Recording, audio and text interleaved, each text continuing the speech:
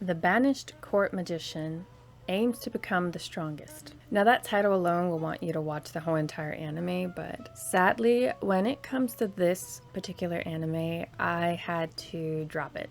I think I watched up to episode 7 it was, before I started skipping around and just making it to the end of the episodes, right? I guess to give like a quick little synopsis of what this anime is about. Pretty much our MC is on this life goal to repay a debt, earn a way to honor his mentor. Not really clarified why he's doing this, to be honest, other than potentially just admiration for his mentor who suddenly disappeared to no longer teach him when he was a child. And even his mentor tells him, don't be a court magician. Then he decides he still wants to be a court magician to honor this guy. Kinda doesn't make sense, but that's where the anime pretty much follows on with this main character. But I have to say, the reason I'm dropping this, it's just lack of interest in it. It's really boring. I couldn't really get into this anime. It really lacked quite a bit, and it's like something is missing in this story to get me to want to really like it. It has some interesting characters, but I feel like it's like trying too hard, trying to push the humor, trying to push this amazing magical magician for our male lead. And meanwhile, we see the same attacks repeatedly.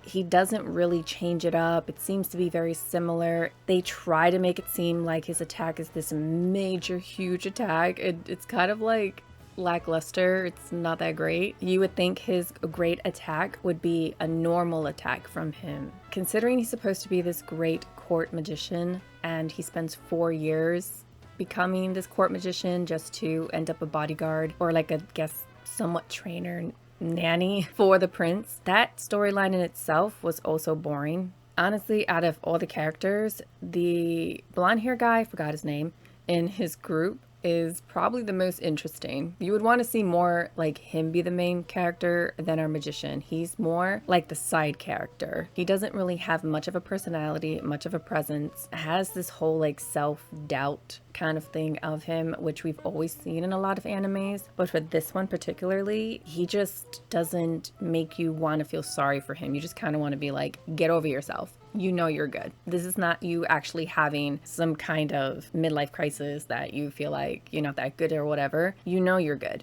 You know, like there's no reasons for a lot of things that he's feeling, a lot of decisions he makes. Like even when we first open up this anime and we have, you know, him with his mentor who shows up, number one, out of nowhere, don't know why he even showed up there. Don't know why he picked this particular child. It's not even really explained thoroughly why, other than he's a commoner.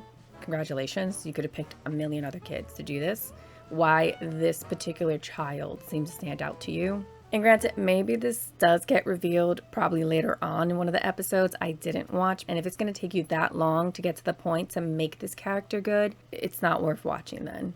Even his group setup, the girl with the red hair ends up being like the group leader, and she's more annoying than a group leader. She just gets a couple times where she tells people what to do, and that's like, congratulations to you, but you're still not a very interesting character. I don't care for you, you're annoying, and you could definitely be a side character. You don't need to be the main character. And they have to make, obviously, the romance between her and the magician. Honestly, the healer and him seem to have had more chemistry when they first show up again together, because apparently they're friends from school, hadn't seen each other in all that 4 years that he was trying to be a court magician. Their interaction the first time, I thought they were going to have some kind of love interest. Turns out, no. She ends up being more bickery towards the blonde hair guy, and that in itself was like, you're trying to push those characters together, I guess, makes sense, but you don't really need to. She definitely would have been much more of a better match for our main character. It just seems like the red hair girl is just trying too hard in all of it. And she has like way too many times has to be like, I'm the group leader. And it's like, okay, child, we know you are. If you have to repeat it that many times, then you just have your own little confidence issues and you need to go figure that out on your own before becoming a leader. So overall, yeah, didn't finish watching it, but there's just a lot of information missing. We get it later on, but there's just no foreshadow. There's no, give me a little bit of that information now so that when it's revealed later in more detail, it makes more sense. Obviously, if a season 2 comes out, we'll not be watching it. I'm not even interested in reading the manga to see if the manga's any better than the show is. Quite boring. It was a struggle to get through. It took me a while, and considering I've been binging lately, it was bad. I had to move on from it. I'm sure there's other ones that would win me over more.